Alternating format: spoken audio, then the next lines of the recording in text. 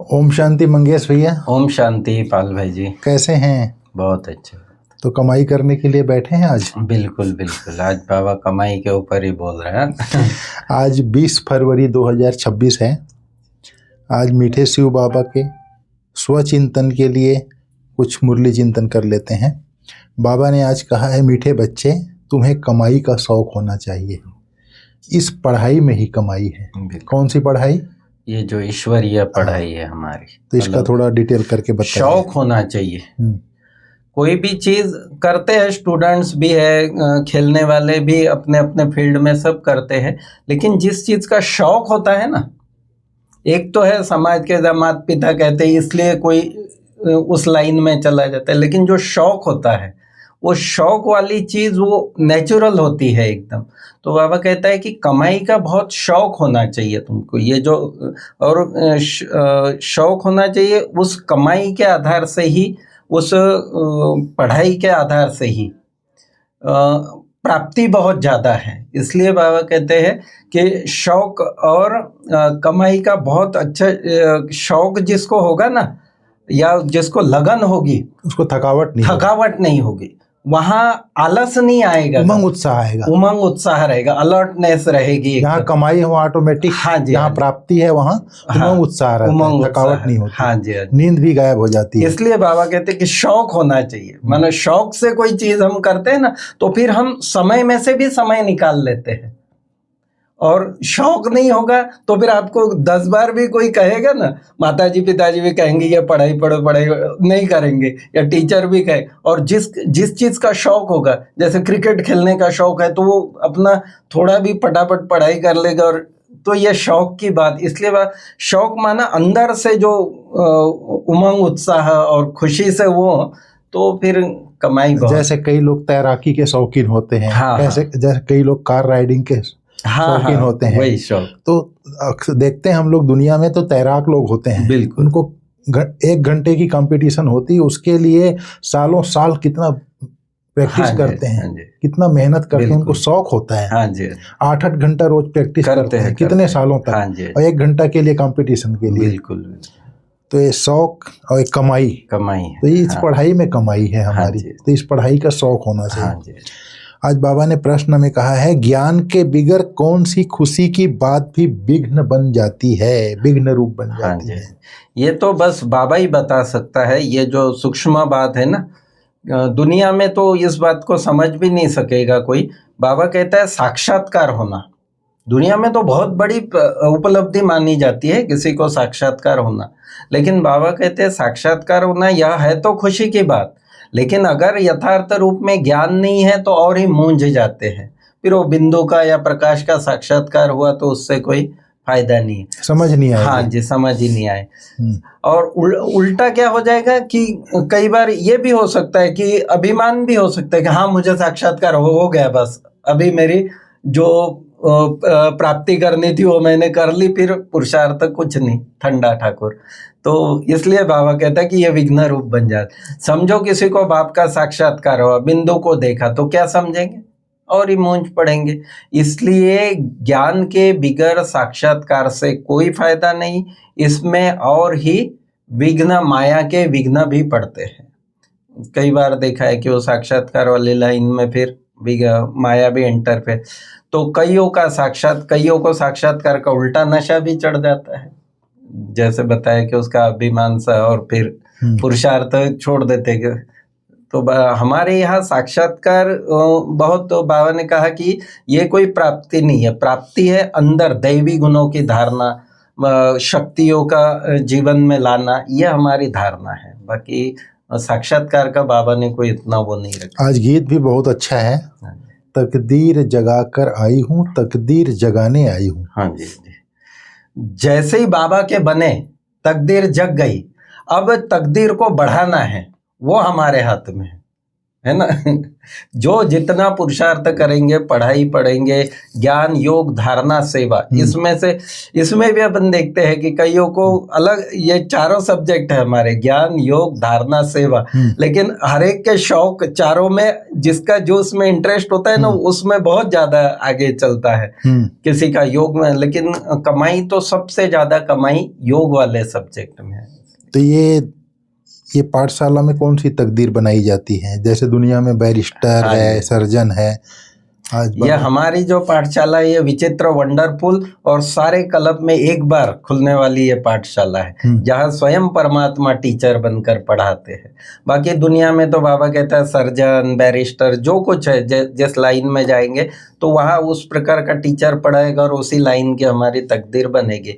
Engineering का करेंगे तो इंजीनियर बनेगा, वहाँ कमाई आदि होगी। लेकिन यहाँ जो है विश्व की बादशाही या स्वर्ग की बादशाही, नई दुनिया की बादशाही, तो वो बाबा के अलावा कोई नहीं पढ़ा सकता है। बाबा ने कहा नई दुनिया के लिए तकदीर बना कर आए हो, नई दुनिया में तुमको राज्य भाग्य मिलेगा। फिर बाबा ने कहा गुरु लोग बोलते हैं साथ, बाबा पूछो बोलता है गुरु से, आप शरीर छोड़ेंगे तो साथ में ले जाएंगे, इतने फॉलोअर्स हैं लेकिन हमारा सदगुरु लेके जाएगा। हाँ जी, हाँ जी। ये भी बाबा की वंडरफुल बातें हैं। फिर आज बाबा ने माया को भी याद किया। हाँ जी, हाय कुदरत ड्रामा की। बिल्कुल, बाबा भी कहते हैं शुरू में कुटुंब के कुटुंब आए, परंतु माया का तूफान लगने से आश्चर्यवत कथनती फुनंती बाप को छोड़ के चले गए। फिर बाबा इसीलिए कहता है, गाया हुआ है, बाप का बनेंगे पढ़ेंगे। फिर हाय कुदरत ड्रामा की, बाप खुद कहते हैं हाय ड्रामा हाय माया। फिर बाबा ने आज कहा है, बाप तो आए ही हैं बच्चों को सच्ची कमाई कराने, बाप खड्डे में थोड़ी डालेंगे। नहीं नहीं, लौकिक बाप भी नहीं डालता। नहीं नहीं, बाप तो है ही पतित पावन रहम दिल, रहम करके वो ऊंचा ही उठाएगा। और कोई भी बाप हो, चाहे लौकिक में भी, अपने बच्चे को अपने से ऊंचा उठाना चाहता है। और बाप को खुशी होती है, मेरा बच्चा आगे बढ़ा, मतलब बाप को खुशी होती है। जैसे इतनी खुशी होती है, जैसे किसान होता है ना, उसको लहलहाते फसल देख के खुशी होती है, ऐसे बाप को बच्चे को आगे बढ़ता देख के खुशी होती है, उसका सीना गर्व से फूल जाता है। फिर आज बाबा ने दूसरी पॉइंट कही, अपने को सिर्फ आत्मा समझकर बाप को याद करना है। यही मूल बात है हमारी। पुराना चोला छोड़ना है, यह भी पुरानी दुनिया है। बाबा ने कहा जैसे पुराने घर में बैठे हुए नया घर सामने तैयार होता है तो समझेंगे हमारे लिए बन रहा है, बुद्धि वहां चली जाती है। बिल्कुल जाती है बुद्धि, प्रैक्टिकल बात है कि अगर कहते तो उसको वो संकल्प चलते रहेंगे दिन रात कि हाँ इस मकान में फिर इधर विंडो लगाना है, इधर ऐसे करना है, इधर। तो बाबा कहते हैं ऐसा तुम्हारा वो नई दुनिया के लिए लगना चाहिए तुम्हारा, कि बस। तो बाबा ने कहा जैसे नए घर में बुद्धि लग जाती है, ऐसे बेहद की नई दुनिया बन रही है, तो नई दुनिया से ममत्व लगाना है, पुरानी दुनिया से ममत्व मिटाना है। फिर बाबा ने कहा जितना योग में रहेंगे, ज्ञान की धारणा करेंगे, औरों को समझाएंगे, उतना खुशी का पारा चढ़ेगा।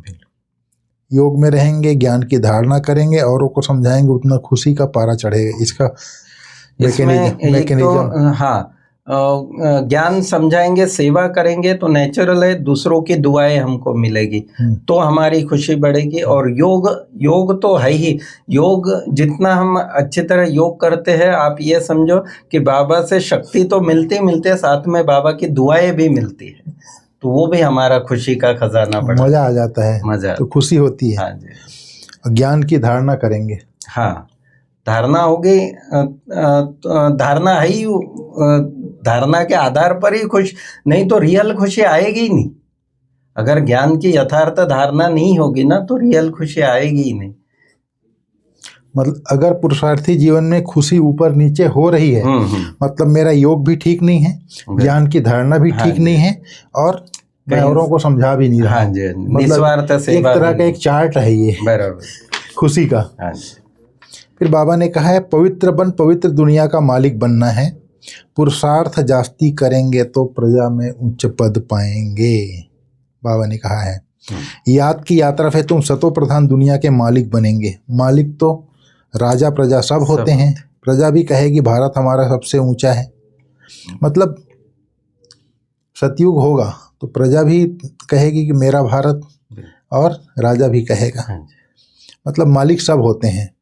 फिर बाबा ने कहा है शिव बाबा वास्तव में बिंदी है, जैसे साक्षात्कार हाँ की जी। बात हुई ना, शिव है वास्तव में बिंदी, परंतु बिंदी की पूजा कैसे की जाए, फल फूल कैसे चढ़ाए, इसलिए बड़ा रूप बनाया है। बिल्कुल बिल्कुल। कितना सहज, जैसे भक्ति मार्ग में भी कहते हैं ज्योतिर्लिंग, हाँ 12 ज्योतिर्लिंग का गायन है। बराबर। ज्योति माने प्रकाश, प्रकाश। लिंग माने प्रतिमा, हाँ ज्योति की प्रतिमा बनाया हुआ है, पूजा करने के लिए नहीं हुआ ज्योति से, तो उसको बड़ा रूप कर हाँ दिया जी। है, प्रतिमा बना दिया है उसका। इतना बड़ा कोई होता नहीं है, गाया भी जाता है, भृगुटी के बीच चमकता है अजब सितारा, है भी अति सूक्ष्म बिंदी है, बड़ी चीज हो तो साइंस आदि वाले झट उनको पकड़ लें, न इतना हजार सूर्य से तेज वाला है कुछ भी नहीं बाबा कहता है। नहीं कुछ नहीं, ये तो बस भावना अनुसार साक्षात्कार बाबा करा देता है, लेकिन वास्तविकता नहीं है। बाबा कहते हैं ऐसा अगर परमात्मा ऐसा तो फिर तो बच्चे उसके पास जाए ही नहीं कभी। बाबा समझते हैं उनको परमपिता परमात्मा का परिचय नहीं मिला है, जैसे बोलते हैं ना कि हजार सूर्य से तेज है, बस हमको चेहरा देखने में आता है, ऐसा बोलते हैं ना, उनके लिए बाबा कहते हैं उनको परमपिता परमात्मा का पूरा परिचय नहीं मिला है, अभी तकदीर नहीं खुली है उसकी। बाप को जब तक न जाने न समझे, हमारी आत्मा भी बिंदी है, शिव बाबा भी बिंदी है, उनको याद करना है, ऐसे समझ जब याद करें तब विकर्म विनाश हो, बाबा ने कहा। बाकी यह देखने में आता है, ऐसा दिखता है वैसा दिखता है, इसको फिर माया का विघ्न कहा जाता है, बाबा ने कहा। बाबा ने फिर कहा है बाप का फरमान है पवित्र जरूर बनना है, बिल्कुल, परंतु कोई पवित्र भी नहीं रह सकते हैं, कभी पतित भी यहाँ छिप कर आकर के बैठ जाते हैं, वह अपना ही नुकसान करते हैं। बाबा ने कहा अपने को ठगते हैं, बाप को ठगने की बात नहीं है। बाबा ने कहा बाप से ठगी करके कोई पैसा लेना है क्या, उसको तो ठगी। शिव बाबा की श्रीमत पर कायदे फिर नहीं चलते हैं तो क्या हाल होगा, क्या हाल होगा, मतलब दुर्गति हो जाएगी। बिल्कुल। फिर भी बाबा ने कहा है कोई भी कायदे के विरुद्ध काम नहीं करना है, बाप तो समझाएंगे ना कि तुम्हारी चलन ठीक नहीं है, बाप तो कमाई करने का रास्ता बताते हैं, फिर कोई करे ना करे उनकी तकदीर। फिर आज बाबा ने स्कॉलरशिप के लिए बोला है। हाँ जी। स्टूडेंट स्कॉलरशिप भी लेते हैं, बाबा ने कहा राजाई पद है स्कॉलरशिप, हाँ। जो अच्छी रीति पढ़ते हैं वह गुप्त नहीं रह सकते हैं, परंतु नए नए से भी पुराने वाले आगे जा, नए भी पुराने वालों से आगे निकल पड़ेंगे। जैसे देखो कई बच्चियां आती है कहती हैं हमको यह पढ़ाई तो बहुत अच्छी लगती है, हम प्रण करते हैं यह जिस्मानी पढ़ाई का कोर्स पूरा कर इस पढ़ाई में लग जाएंगे, अपना जीवन हीरे जैसा बनाएंगे। मतलब कई बच्चियां आगे जाने वाली होती हैं। फिर बाबा ने कहा पुरानों को भी इतना शौक नहीं जितना नयों को है, वंडर है बाबा ने कहा। तो इस तरह से बाबा ने आज बाबा ने कहा है। फिर बाबा ने 2 पॉइंट में बाबा ने सार में बताया है, बताइए आप। बाबा ने कहा कि अपनी कमियों को छिपाना भी स्वयं को ठगना है, बाबा को नहीं ठग सकते, स्वयं को ही ठगना और स्वयं का ही भाग्य उसमें बर्बाद करने वाली बात है, बाबा का कुछ नहीं बिगड़। तो इसलिए बाबा कहते हैं कभी भी अपने से ठगी नहीं करनी है, अपनी ऊंच तकदीर बनाने के लिए कोई भी काम कायदे विरुद्ध नहीं करना है, श्रीमत के विरुद्ध कोई भी कार्य नहीं करना है, पढ़ाई का शौक रखना है, आप समान बनाने की सेवा करनी है। शौक होना चाहिए पढ़ाई का, कैसे भी बाबा की मुरली चाहे दादियों के ये भी शौक होना चाहिए। कोई मैगजीन का मतलब ये सबसे अच्छा शौक जो है ना, जो ऊपर ले जाता है आत्मा को, उन्नति कराता है, वो है पढ़ाई का शौक।